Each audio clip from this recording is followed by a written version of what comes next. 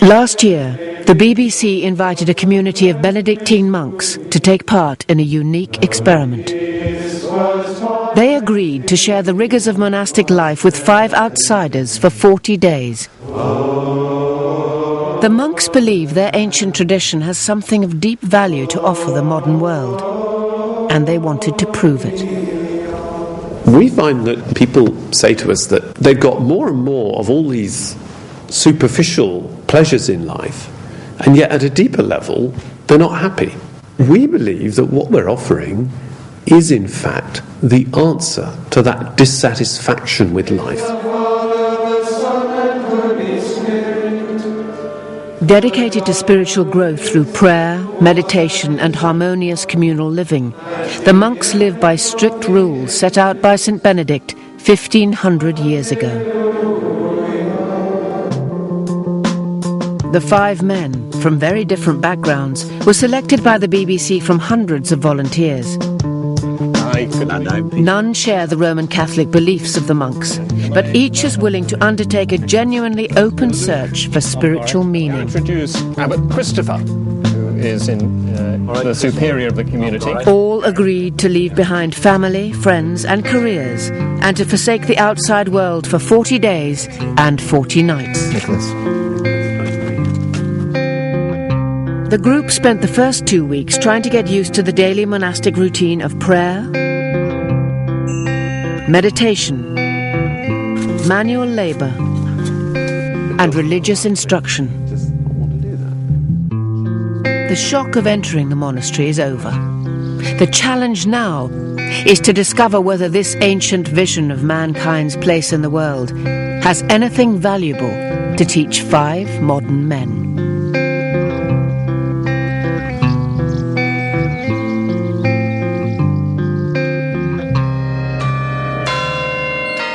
It's the start of week 3.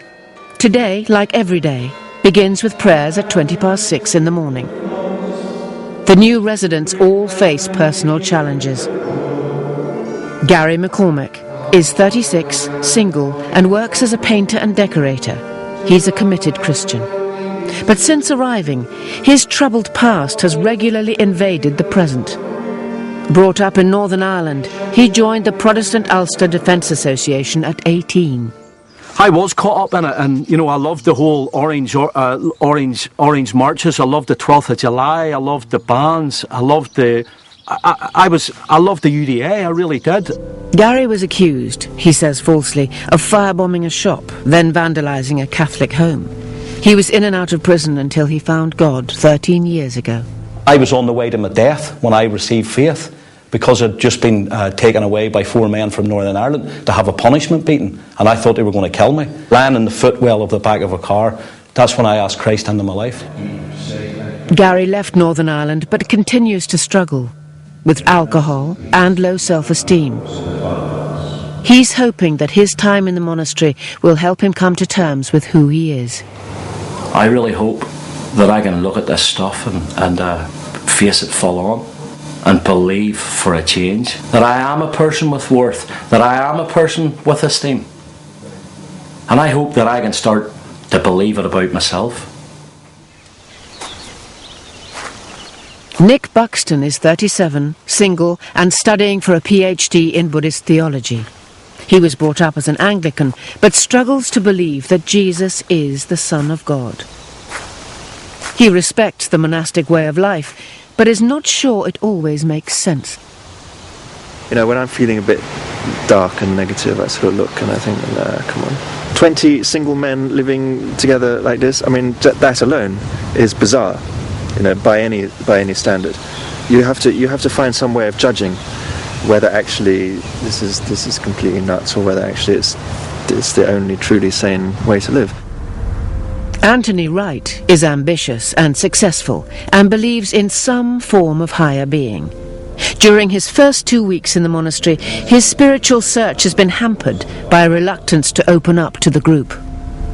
I will gradually drip feed you and give you the information, so when I make that picture very clear for you, you get that full picture, you can understand what I'm talking about. You might be quite closed about the actual specific reason why you're here up to this point, up to 10 days in. But you are very open about who you are, who you see, where you go, what you own.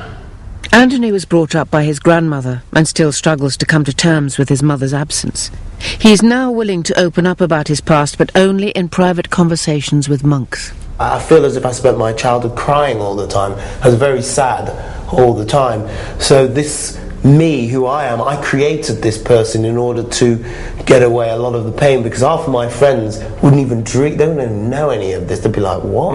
We never see that in you, because you put this complete, oh, Anthony's cool, he's sorted, he's got it all together, he's all disciplined, and yet they don't really see what's behind it all. So it's quite interesting that person is there, but there's this other person behind it. 69-year-old Peter Griffith is a retired teacher and published poet.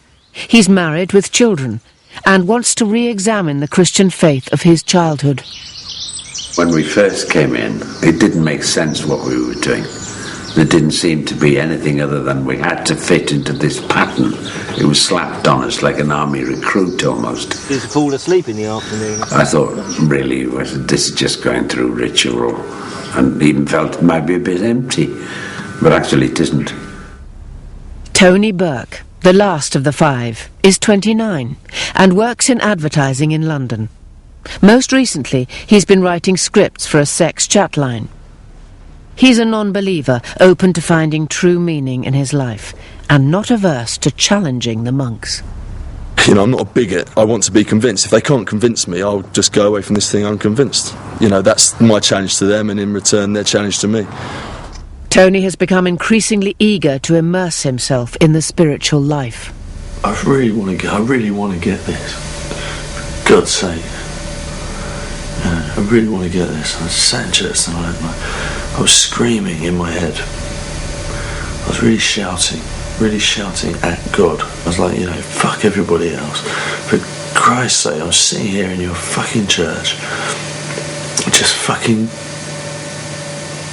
talk to me, for God's sake, Let me know that you're fucking there, if you are. Nothing.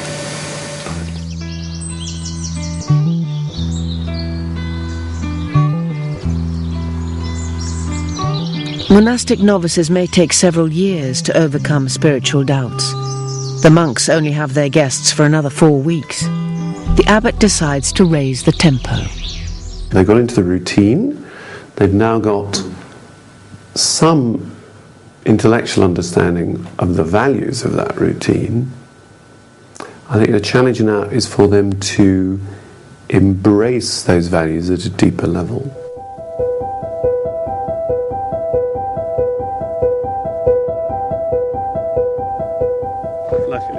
Abbot Christopher knows the newcomers are backsliding.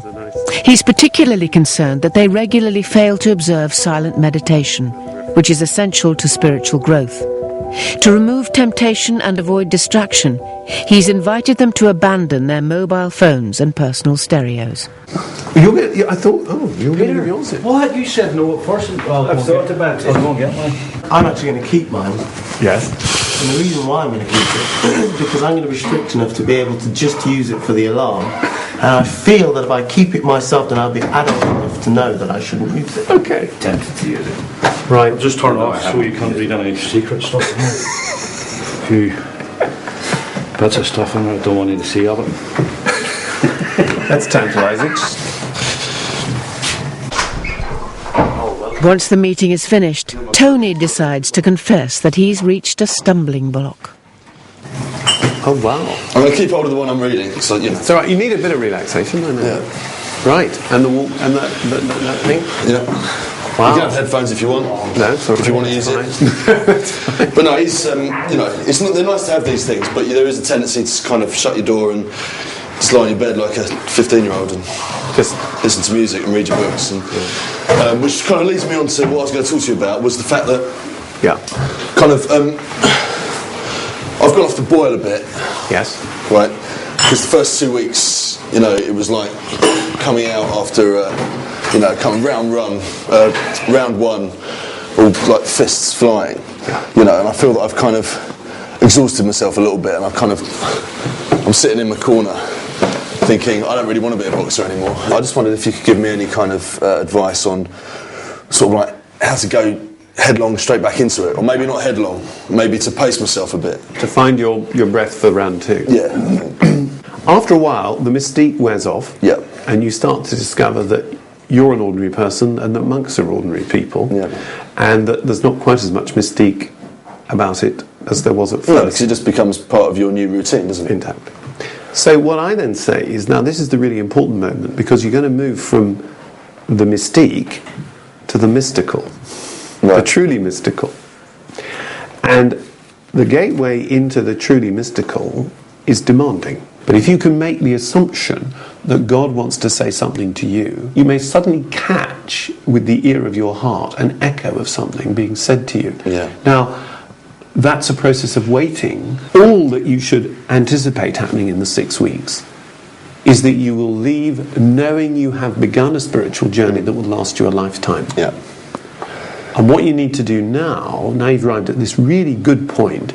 It's always a good point, isn't it? You always turn it into the positive. You never say, oh, well, you might as well go home then. You know, it's always conveniently a very good point, isn't it? My turning point. Yeah. Doesn't dissuade me from saying it 1 minute. Okay. What am I going to do with my hoard now? Well, you can read those books. There's a couple of good ones in there. Thank you. What am I going to do with all this lot? There's a stopyard playing there, actually. Oh, really? Well, I like that. Okay, thank you. Thank you. That really is a good moment, because it means he's starting to leave behind the familiar. And it can be quite scary territory. And it's scary not just like psychotherapy is scary. It's scary because ultimately it's to do with meeting God.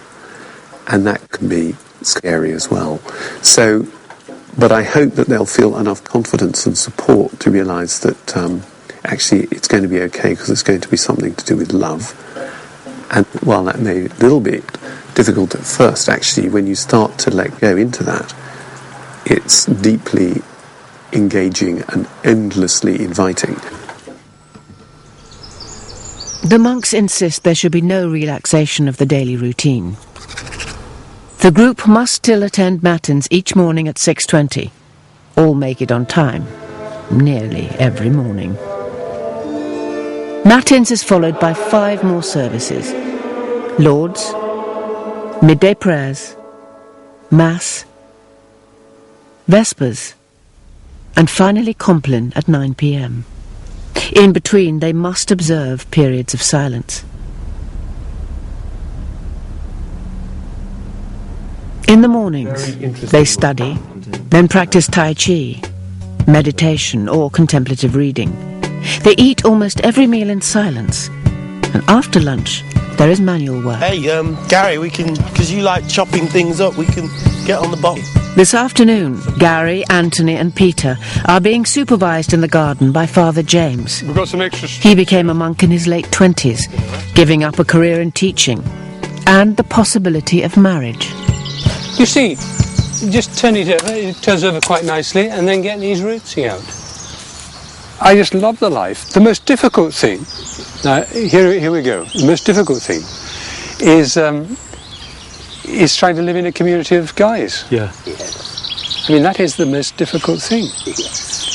They either don't like you sometimes, they disapprove of what you're doing, how you look, how you're dressed, how you walk, what you think, what you say, and somehow we've got to find it in our way to love our brothers.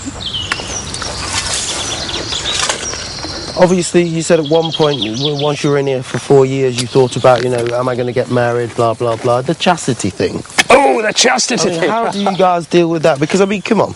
We all know that men wake up in the morning and they stand to attention and the rest of it, if we can put it that way. Yeah. There was an old monk here who said that when asked did he have any sexual desires, yeah, said one's sexual desires cease when the last nail is put in one's coffin. Good answer. And I think Brilliant answer. I think that's as good an answer as any. You don't have to answer the question, James, but if you have a desire for a good bit of rumpy pumpy, and you know that you can't do it, you're celibate, we might as well come to the crunch of it. Would you beat the bishop? Hopefully not. Okay. We'll leave the bishop alone.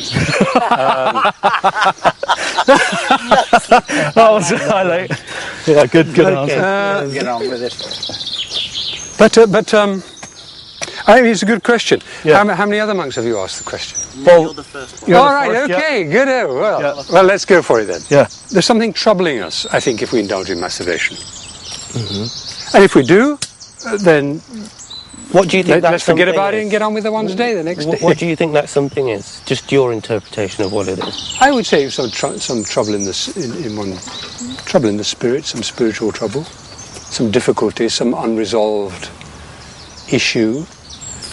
Personally, it seems, touch wood, seems to be becoming easier as time goes on. Yeah. But other people say, well, that's just a temporary phase. It'll get difficult again. Yeah.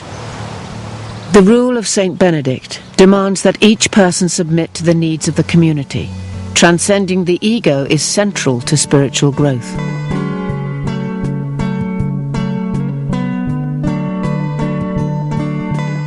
Support each other and discern the movement of the Spirit in our own hearts, in our communities, in our congregation and in the church. Learning to live with other people is a key part of learning about yourself, and it's a key part of your spirituality. Your spirituality is not just the bit in church. Your spirituality is the whole approach to life that you bring. Two of the visitors feel insecure about their place in the group. Anthony fell out with Tony last week. And Gary, who's lived through long periods of isolation in prison, also feels vulnerable. I see myself as that I don't fit into a group of people. The biggest part of it would be my paranoia. I think that everybody's always talking about me all the time. I'm afraid to leave a group of people because I'm petrified that they talk about me. Have you found that increasing or decreasing during the 3 weeks here? Twice in here it's increased, but that has only been for a short period of time. Right. I haven't had that fear in front of the monks for some reason. Right.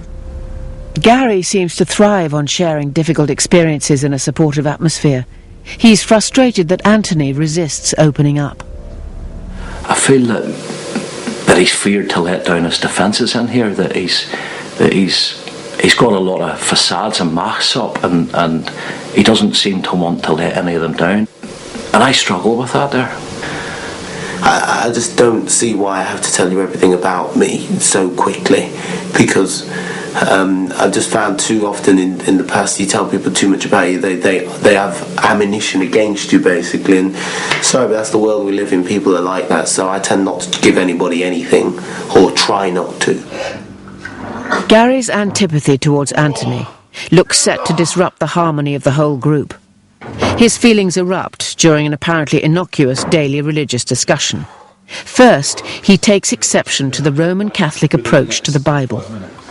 The Catholic Church has always said, traditionally, that our reading of the Bible should be guided by the Church. Our understanding should be guided by the Church to avoid the misuse of the text. I disagree with that. I knew I shouldn't have mentioned that, Gary. The reasons why I disagree is this here, and all the things that you were talking about there, I really deeply disagree. Right. Because a lot of it is done, and the stuff that we're talking about is from an intellectual point of view. Yes. I once heard a pastor or a preacher say, the longest journey in life is from the mind to the heart, which is 18 inches. It's when I had that personal encounter with the Lord Jesus Christ. I didn't see lights, I didn't see anything, but I knew something happened in my heart. And from that day onwards, my life started to change. To follow Christ, there has to be more of a freedom than to follow religion, if you understand what I mean. Yeah, but this is what they believe in. This is the things that have followed on all these thousands of years that they want to believe in. So, you know, I can't choose to tell them that it's rubbish that they do this. No, I never actually said. I never said you said that. Anthony's intervention enrages Gary because he knows Anthony has never read the Bible. It's the perfect excuse for Gary to vent his frustrations. But Andy, sometimes I find that you come across as if I'm stupid. Hold on a second. You're actually discussing something with me, which started off with you saying, how can you have an opinion of something unless you've actually researched it already? Yeah. And I'm saying, well, actually, you can. Well, I don't think you can. Well, then that's what you think, and that's what I think. Perhaps, I think the difficulty here is that I'm not supposed to have an opinion. No, but I do have an opinion. No, of course. Like you have an of opinion. course you're supposed to have an opinion. And if you're having a conversation with but me, if you're then you coming shouldn't get across, heated. listen, The conversation. I'm not getting. You're the one who's getting heated. If you're No, across, you didn't just walk out. Yeah, I'm sorry. Of course it'd be better if I walk out instead of getting heated. Why? Well, there was nothing to get heated You're about. coming across, Mr. High and Mighty. No, but I'm not. No, but I'm not. Yes, you are. All the time. Of course you are, Listen to Anthony. yourself. How many people have you fell out with since you've been here? Who exactly? You fell out with Tony. Now you fell out with me. That's 2. Yeah. 5. Go on. It's Yeah. not a very good ratio, is it? Well, I think it's not a bad ratio. Okay. I absolutely resent, somebody so point blank to fire at me, oh, well, you're the only one in this group that nobody likes, who's nobody? I'm a person. I'm just trying to make my life a little bit peaceful in order for me to proceed and get to where it is that I'm trying to get to, basically, because my answer to finding eternal peace or, getting God to put his saving grace on me is to find eternal peace within myself. If I can't be relaxed with myself, who the hell can I be relaxed with?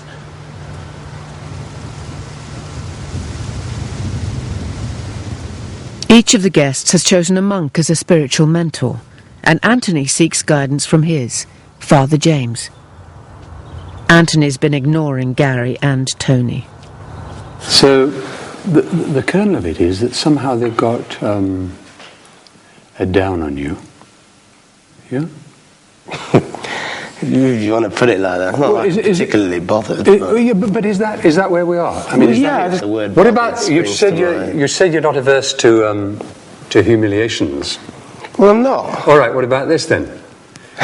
I can imagine you come up with something really Go and apologise to them. For what? Go and apologise to them for walking past them and not speaking. Oh, I can do that. Oh no, that's not. I don't see that as humility. Yeah, that's a fair comment. It is a humiliation. That's a fair comment. It's to say, I felt uncomfortable doing that. I feel that it might have been an opportunity of trying to repair something there. I didn't do it. I am not saying anything accusatory about you. I'm simply taking responsibility myself. For my actions. And they're not looking at them in the eye and saying, what have you got to say for yourselves? No, you're right. I'll take that one on board. That's fair enough. No, I can do that. That's not a problem. But I'm not apologising for anything else. No, not apologising for being the showman or being over-secretive or whatever. No, you don't have to. That's you. You don't have to apologise for that. But then the more difficult thing,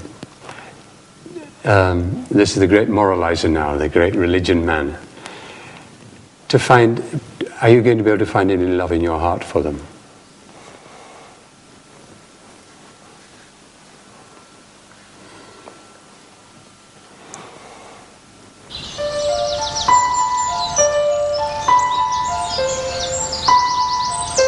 If people don't have disagreements and arguments, they can't discover how much they have to learn about community living. So the presence of the arguments and the disagreements is an important part of the formation process. If it wasn't there, we wouldn't be making progress.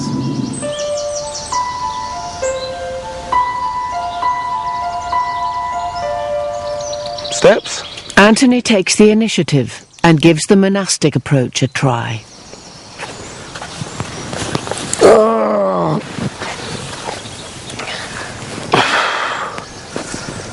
You came and apologised. I thought it takes a man with balls to come and apologise to another man. But I wanted to apologise at that point, but you weren't ready for it at that point. And what I learned from that was, Anthony, that everybody isn't the same as me. Some people can open up very quickly and some people can't. And I'm just one of those people who can't open up that quickly. Because too often I have done before, and it's just backfired completely. Yeah. Half of it I'll never tell anybody. Yeah. Because it's very hard for me to tell anybody some of that stuff. When I was coming here, I was thinking, well, maybe I could come here and somebody will help me to get rid of it. But as you know, Luke told me today, well, you're never going to get rid of it. You've got to learn to carry it. You've got the cross you bear or whatever. Yeah, the cross. So, you know. Yeah, see, I've struggled with the same things since whatever age I can remember, but I must admit there is something happening here in my life without a doubt. I'm glad we've talked. I really am, Anthony, and I look forward to getting to know you better than yesterday. It seems to be a breakthrough in mutual understanding. It was really good that we sat down and we talked about it in a mature way, and you know, that's the first time I've ever really done that, and it was fantastic. I think an important thing that Gary has pointed out is that, you know, coming here, there was no point leaving here being the same person, and I definitely think that's a very valid point.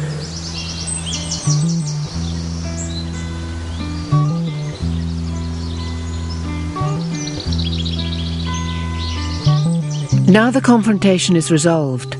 The hope is that the men will devote more time and effort to the deeper spiritual search. The gamble we've been taking is that if we'll just wait long enough, keep offering them possibilities and wait, they will slowly start to live the monastic life from within, as opposed to just on the basis of the external discipline we give them.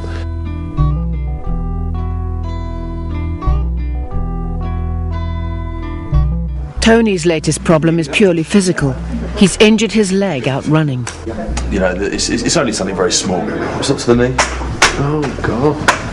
It's rather restricts. Have a feel if you like, have it.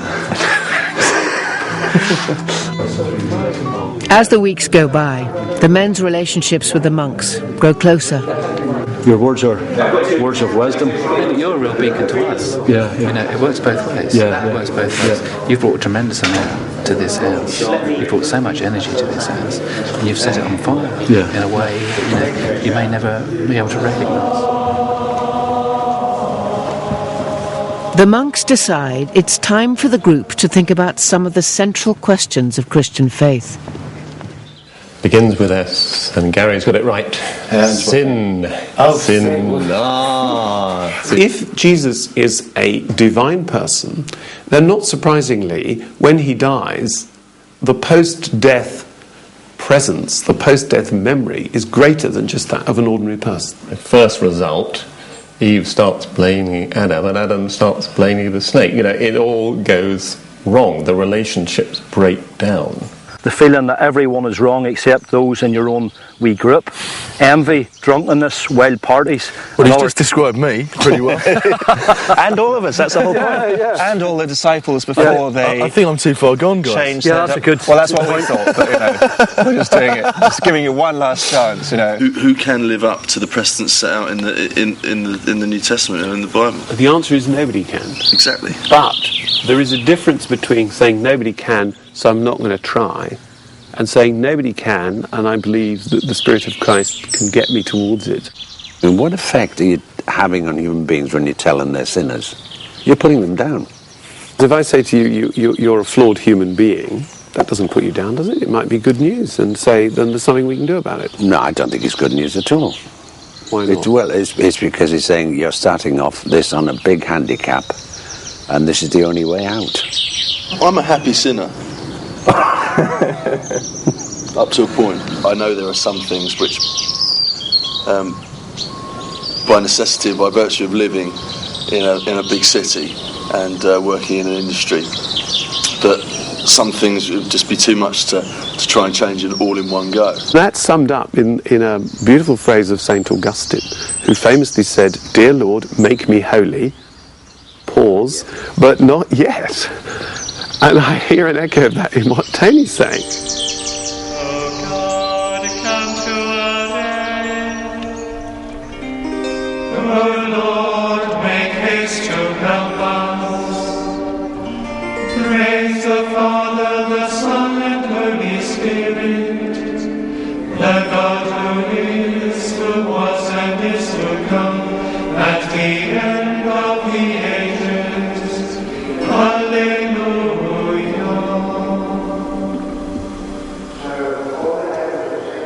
By the end of his third week, Nick has overcome his ambivalence towards monastic life, but he's still pondering intellectual doubts about Jesus Christ as the embodiment of God.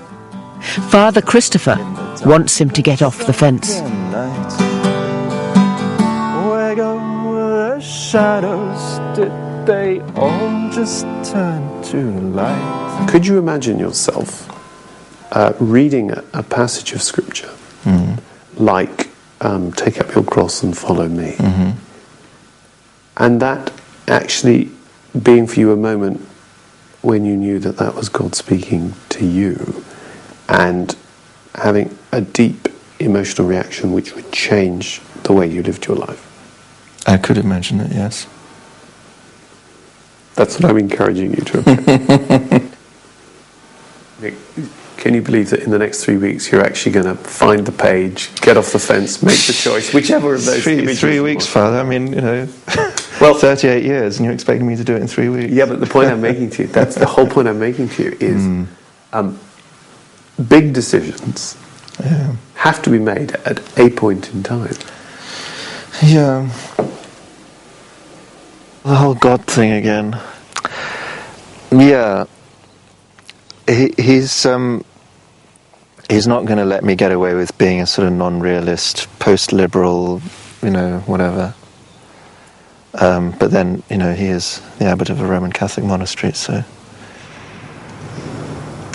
Tony is beginning to reflect on why a successful life and career has been punctuated with unhappiness. He's exploring whether the spiritual vision of the monks can offer any help with his problems. I spent 2.5 weeks in the psychiatric unit, having had a bit of a breakdown, and it all got a bit too much. So I remember walking down Shoreditch High Street, tears streaming down my face, listening to Animals by Pink Floyd, just thinking, what the fuck is this all about? You know, what am I? What is this life thing? What is this awful, awful, awful thing that I've been given? Tony chose as his mentor Brother Francis, who works by day as a nurse for children with cancer. I'm not just going through the motions, I am praying, you know, with a little, as I keep saying, this little disclaimer at the bottom, which is sort of like, you know, if there is a God, I am praying to him. If there isn't, then I'm just talking to myself. But I am praying, but then I feel a bit of a fraud doing that, because it's like making a Christmas list. Is this just some hocus pocus to believe in to make myself feel better, and to, you know, give my something to fall back on? And I don't want it to be a safety net. I want it to actually serve a spiritual, but also, like, you know, kind of a practical purpose in life. Well, I think if we go back to what we've spoken about before, and that's about being still, and trying to be still and centred, and being still and knowing God, that God's there somewhere. I think that's rather than this sort of shopping list approach. How does God speak to you? I think he speaks to me through experience, through other people. And I think he speaks to me in the early hours of the stillness of the morning. I think you have to seek him out. And I do really feel that there's a God somewhere inside, you know, all of us. Yeah, I think maybe I'm just expecting a little bit too much, I suppose. Yeah. For me, it's about an intimate, real relationship with my God, for want of a better word, and it's and that's an ongoing thing, and that's something I struggle with, and sometimes, you know, I walk away from, and sometimes I come back, and but that's ongoing work, really, and hard work.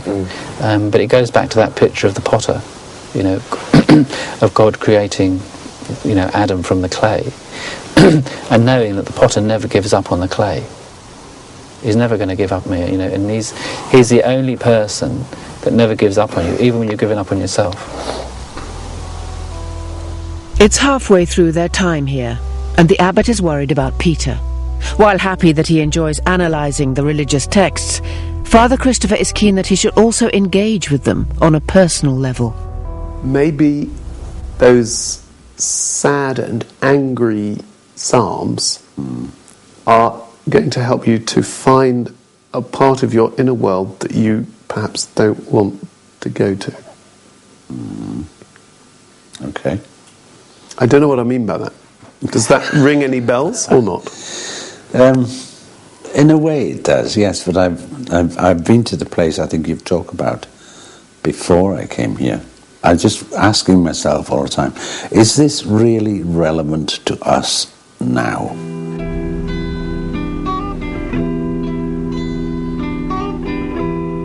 Gary is beginning to think more deeply about his religious past and what he thinks God wants for him.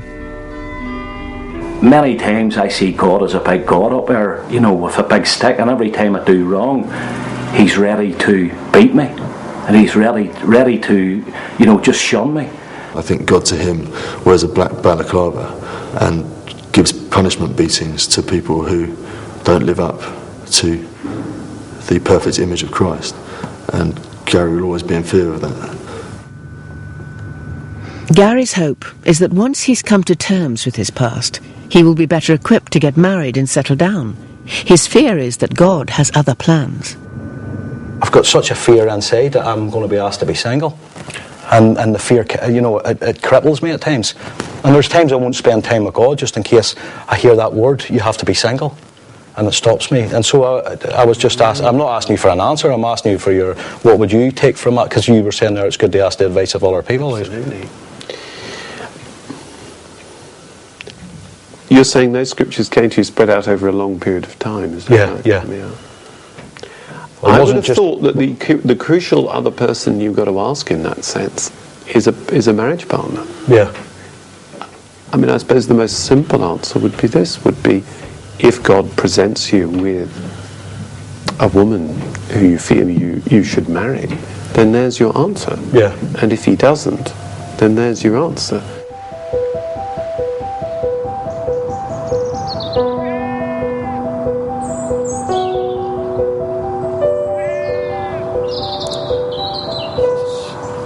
As we forgive those who trespass against us. And lead us not into temptation, but deliver us from evil. From thine. Amen. Amen. By their 4th week in the monastery, the group seem to be moving forward. The men even hold their own prayers, outside church, and occasionally even observe the rule of silence.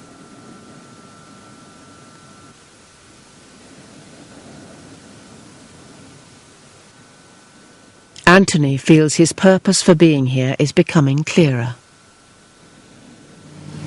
At the end of the day, we're all searching for something, aren't we? Whether it be what your mother did to you when you were a kid or whatever, and you push it to the back of your mind, and then you think you're dealing with it, and all these other things that you do, whether it be you take drugs, you drink alcohol and whatever, and you say, oh yes, I'm over that. But yeah, that first inclination, that very heart, the seed of it all is still sitting in there. You're actually not dealing with the actual problem, the thing that's actually creating all of this.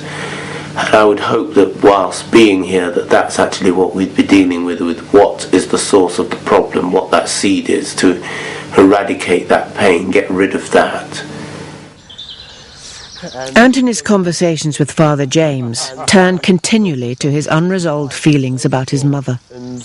Have you ever been in love, Anthony? Have I ever been in love? Probably not. If I realistically look at it, probably not. No. I've probably been infatuated more than in love. Okay.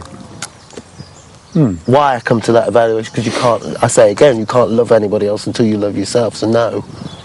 I think there is an experience, and I know it personally, when two people love each other, what you get is a tremendous sense of peace, security, trust, honesty, and being oneself is just dead easy, just natural.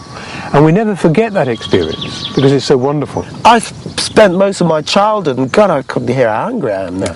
Sorry, calm down. Spent most of my childhood feeling inferior to other people. You know, and I knew I wasn't. Yeah. But I spent most of my life feeling, because every time I walked up, people go, wow, look at him. But, you know, the one person who should have been doing it was the one person who was busy doing everything with everybody else and couldn't have any time for me. And then when they decide to turn around because everything's going wrong for them, oh, come and help me. You know, they expect me to drop everything and come and help them. And you think, now you want me to come and help you. But what does people say? Oh, well, you must go and help. So, of course, I go and help because the love I still have inside me is an opportunity to think, well, okay, maybe the bridge one day will cover itself. But sometimes you can wound somebody so badly that it's hard for them to forget that. Okay, have you seen anything here? Have you seen anything here that might help? Have I seen anything here that might help? Have you experienced anything here? Seen anything I've here experienced for the future? lots of things here. I've experienced calmness. I've experienced, hopefully, the way to find a way to defeat this. You see, now I can take the word demon out and say that it's not a demon anymore. You know, I'd usually say fight this demon, but it's not a demon. In a way, it's me liking myself and getting over this wall of why, and just leaving why behind and moving on. As well as exercising painful memories, just being in the monastery is having a calming effect on Anthony. Tonight I went into the church and it was just quiet with the two beams on the altar. It was actually the most kind of beautiful scene you could have obviously seen. That was what all this was about, was just peace.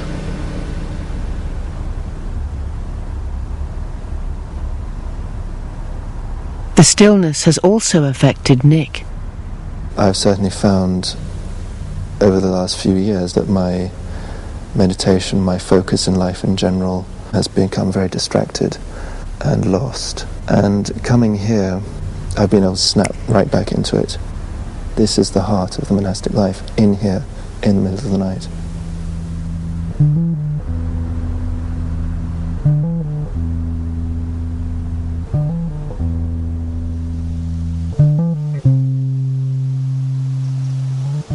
As the group's spiritual sense grows, the daily religious discussions become increasingly relevant to their ordinary lives. The question of Christian and personal forgiveness in particular touches on deep vulnerabilities.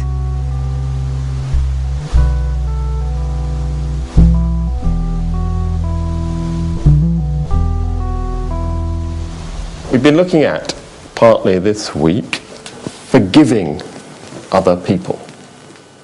Forgiving other people. If we sin, then we need God's forgiveness. That's our religious understanding. If we're hurt, we tend to build a protective barrier around us, so we're not going to be hurt again. And forgiveness is like risky from that point of view, because we're actually exposing ourselves again. So how do we take that risk? Just go back to the year dot and go through and say, now, are there situations, people, myself in situations, God, you know, where I'm holding on to this non-forgiving?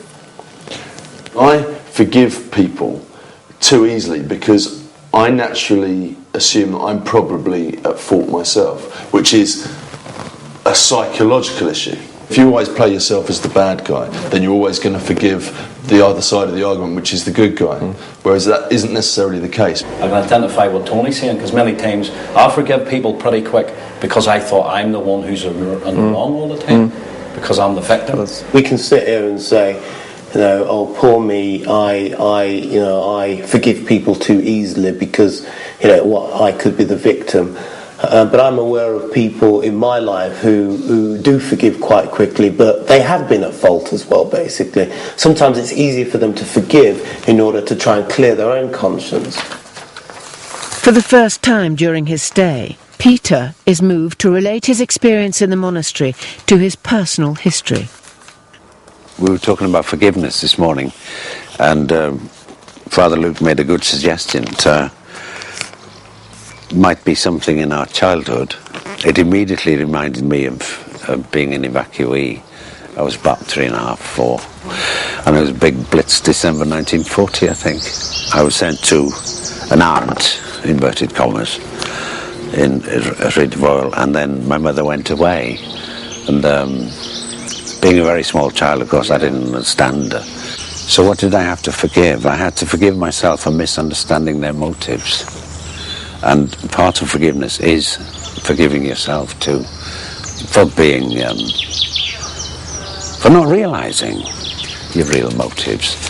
And then he recommended that we set fire to the paper, because that's a symbolic act whereby you sort of, you put it all behind you, and it's not to forget it. You never do forget these things, but it's saying, yeah, I've dealt with that.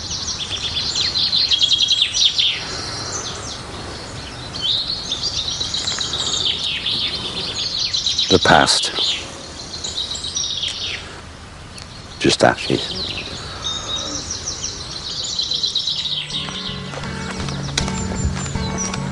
The discussion of forgiveness has also stirred deep emotions in Gary.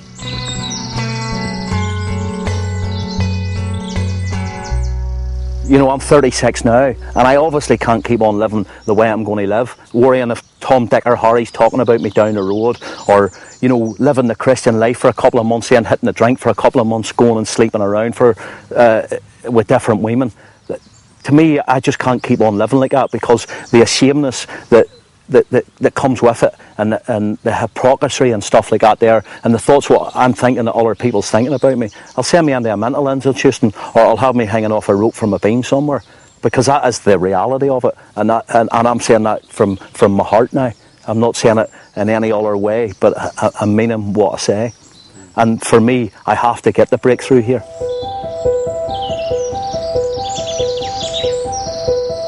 The second fortnight in the monastery is nearly over when something happens to Tony that he finds hard to explain.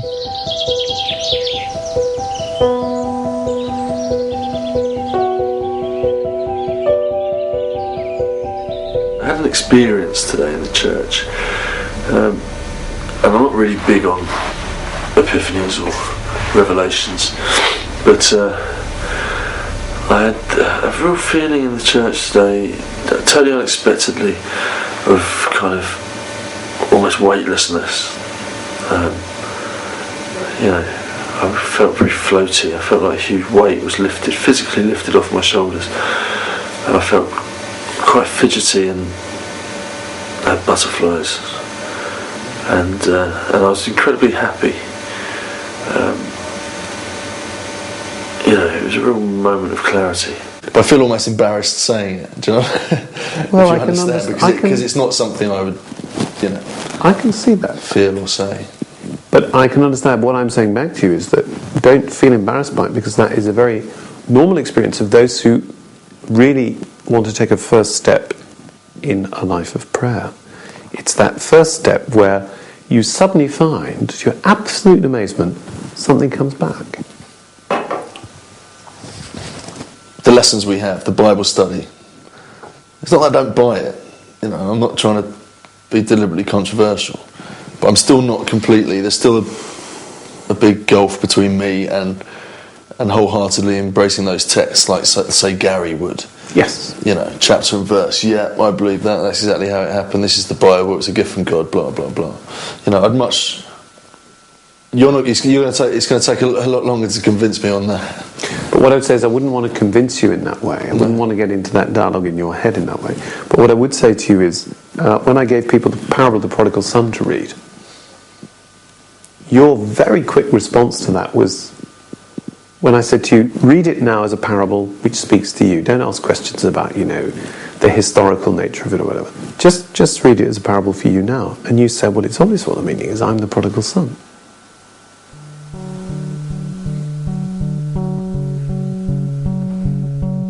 Tony, Gary, Anthony, Peter and Nick now just have 2 weeks left in the monastery.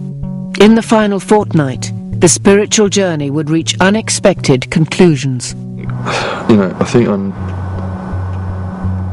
it was a religious experience. Quite profoundly. Or I was sharing a religious experience with Francis. I think that's pretty clear. But the conflicts they thought they'd overcome would come back to haunt them. Because you, no, neither of you. Listen, no, I'm not happy. Because I'll tell you the reason why. Do you see, here we go again. No, how long? Don't lose your voice, mate. Yeah, well, don't talk at me then. Well, then look at me when I'm talking to you. Anthony, who are you talking to? I'm talking to you. Fuck off, man. What is wrong with you? I'm not a kid, you know. I'm not a fucking kid, Gary.